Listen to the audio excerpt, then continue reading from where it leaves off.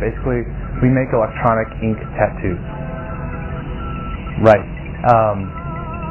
But the purpose of the electronic ink tattoo is actually to apply it to food supply animals to identify and track them as they move throughout the food supply chain.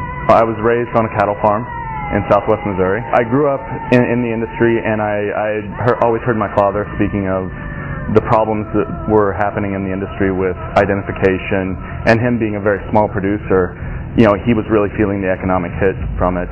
And so I knew that, you know, whenever someone's getting pinched economically, there's an opportunity there.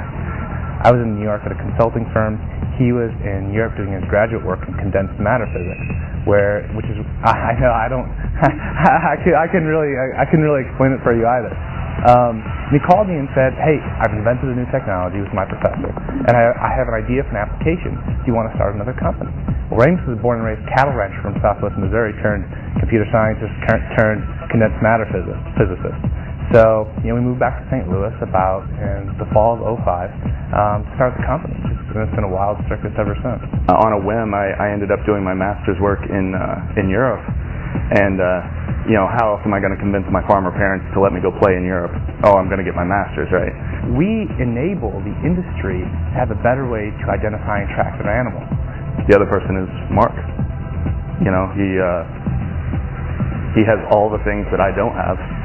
You know, it's funny. I'll never forget. Ramus and I we were driving to the airport one day. I think I was driving him to drop him off for a flight, and we kind of had the realization that without him, I'd have nothing to do, and he without me, he'd never get anything done. So we realized that we have some pretty complementary strengths and weaknesses. He's very good at leading people. And it's just not my personality to lead. I prefer to kind of do my own thing. I prefer to kind of be off in the clouds and, you know, kind of thinking and trying to figure out problems.